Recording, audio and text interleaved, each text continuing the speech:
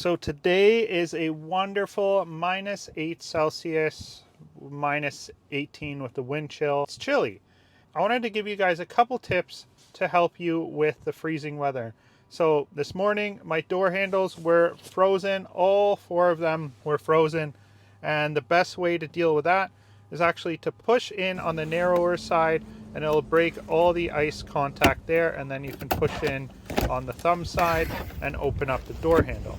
Another option is if you have a super frozen, like completely iced over, can't deal with it at all type of door on your driver's side door, you can open it through the Tesla app without even having to touch the door handle. So that is a huge positive. One of the most important things to do as well is to preheat your car, especially if you leave it outside. If it's in a heated garage or a garage that is just weatherproof, you probably don't need to worry too much about preheating, but it is still best for the battery to preheat the battery. And to do that, you can set it in the settings, or you can go and press the defrost button in your Tesla app as well. So that is a big tip.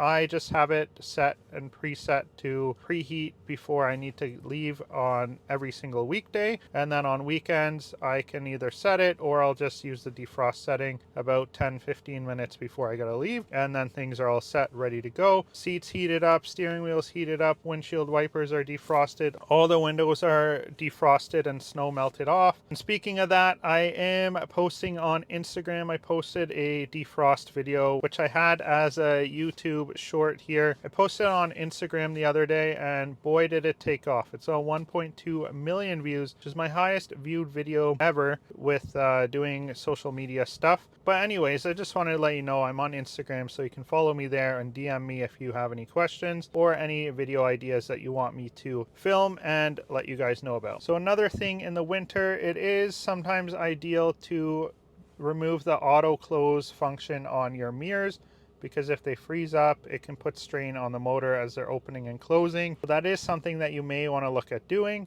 if you're in an area where you have freezing cold temperatures, often like I do. Now I could go into rear wheel drive, all wheel drive all over again, but I have a video that I posted. You can check that out over here on the channel. You can check that out, watch it, and let me know what you guys think. Basically, rear wheel drive I think is the best option for the winter. It works great, functions great, no issues, and I enjoy it. I've got Nokian tires on this, Nokian winter tires, and they perform flawlessly. On my Model 3 rear wheel drive, I used to have Michelin X Ice tires on that, and those work excellent as well.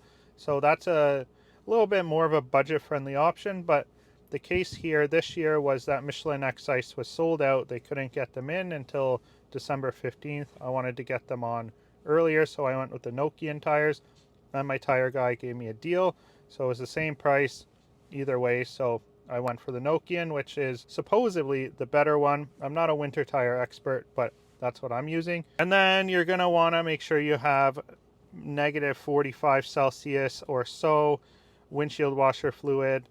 Unless you live in an area where it gets even colder than that, then get like -60 or whatever the case may be, to make sure that you have windshield washer fluid so you can clean off your windows from all the salt or sand, whatever they put on the roads in your area, and make sure you can see out your front windshield. Another thing you should do if you haven't done so already is get all-weather floor mats. The ones I have in here are from Tesla, and they keep the carpets nice and dry, sand and salt out of there, and it's really useful and helpful. To get those, you can use the link down in the description below and use the code TIC10 for 10% off, and sometimes more if they're having Boxing Day sale or Black Friday sale, depending on when you're watching this.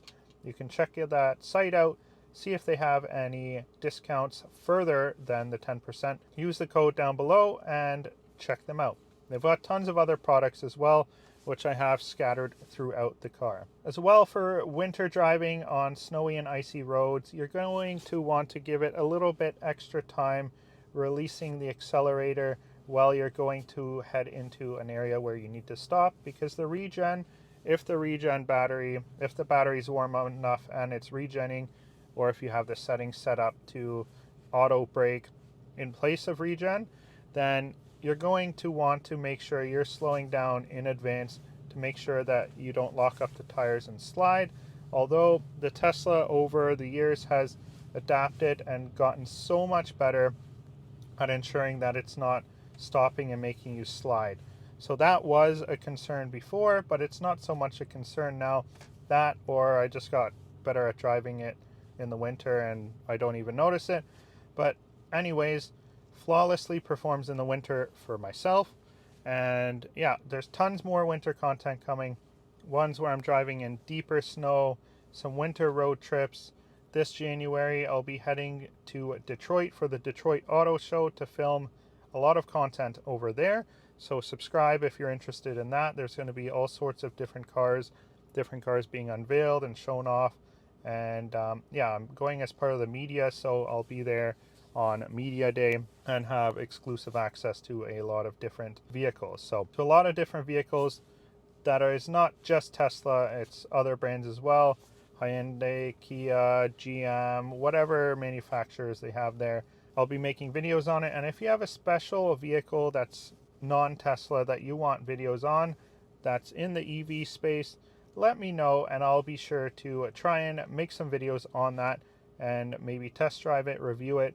I love testing out other vehicles to compare with the Tesla, and I've driven lots of different ones to get a feel for them, to see how they compare with Tesla. And personally, for me, nothing compares to Tesla and the user experience and drivability and everything like that, as well as the supercharger network is a huge one for me. This year we did 2 trips down to Florida and that experience was great.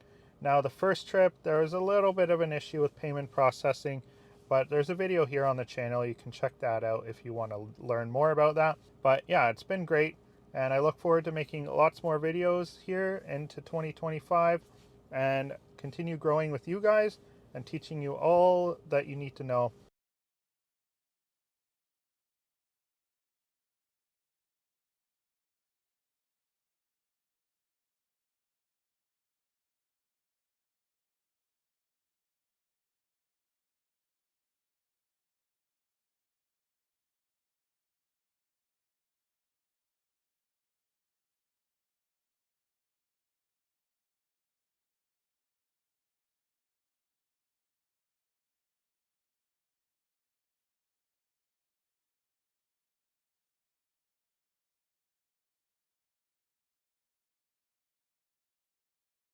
Thanks for watching.